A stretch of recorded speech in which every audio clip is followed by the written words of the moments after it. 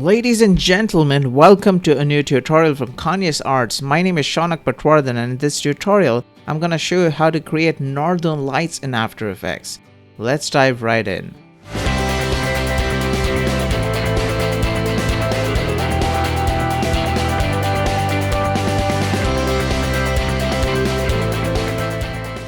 Now to create this effect, we need to create a composition with these abstract wavy lines. And to do that, we use the good old fractal noise effect.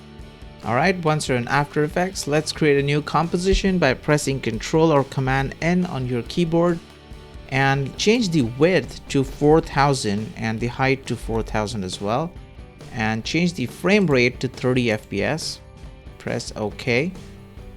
Let's resize this composition a little bit so that it fits our frame. Now let's create a new solid. Press Ctrl or Command Y on the keyboard to create a new solid. Press OK.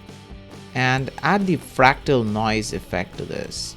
Change the fractal type to strings and fractal noise, the noise type to spline.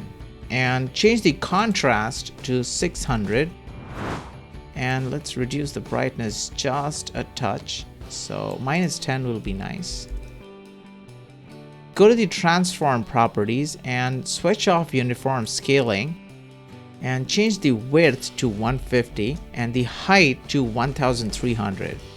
To create, this is like the texture that we'll be using to create the northern lights, and we need to give this a bit of a color. So let's drag this black solid again and place it below this layer, and let's switch off this layer for now. For the lower black solid, give this a fractal noise effect again.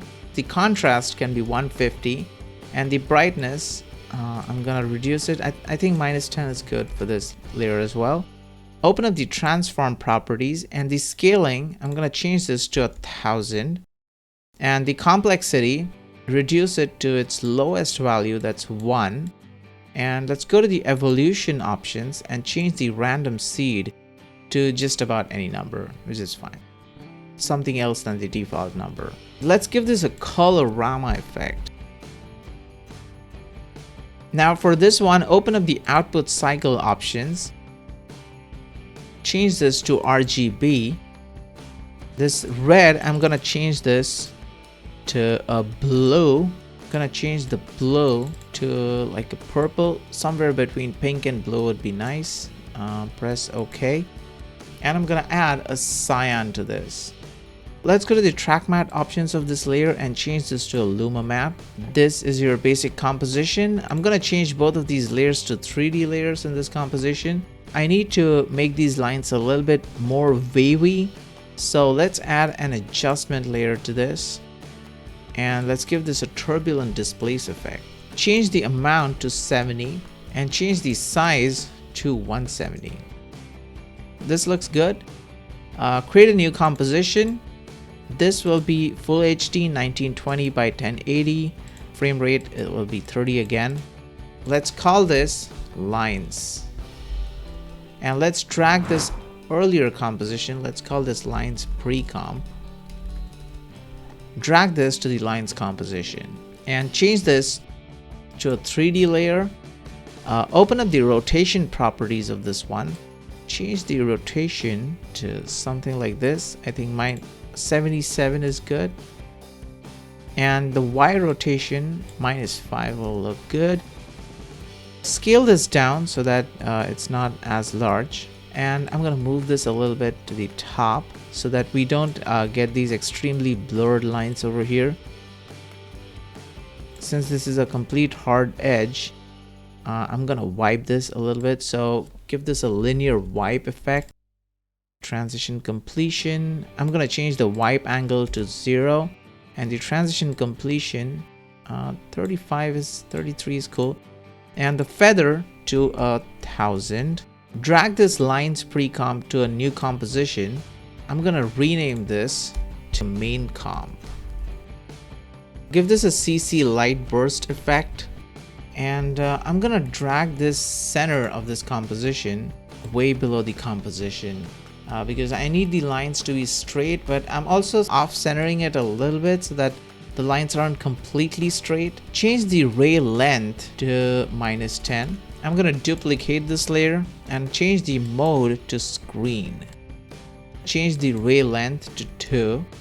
I'm duplicating it again and changing the ray length to 5, and duplicate it again and change it to 10. Now for the uppermost layer, duplicate it again, and I'm gonna add a Gaussian blur to this. Make it quite blurry. I think yeah, somewhere around 15 is nice. Duplicate this layer one more time and change the Gaussian blur to 100, and duplicate it again and change the Gaussian blur to 200. Now let's go to the lines pre-comp, and for both of these layers, hit the keyframe on the evolution. Essentially, I'm going to animate it and go to the end of this composition. This is a 30-second composition, so change the evolution to 2 on both of these layers.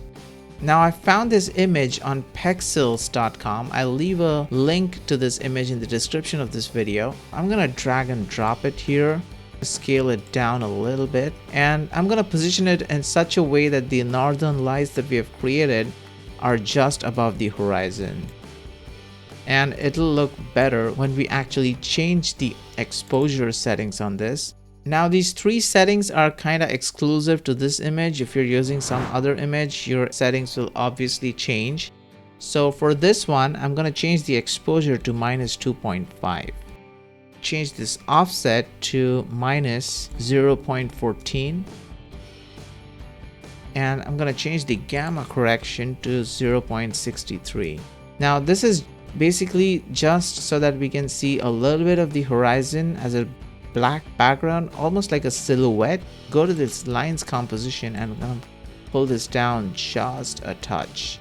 Maybe rotate this to 75 degrees. Okay, just so that it's a little bit lower.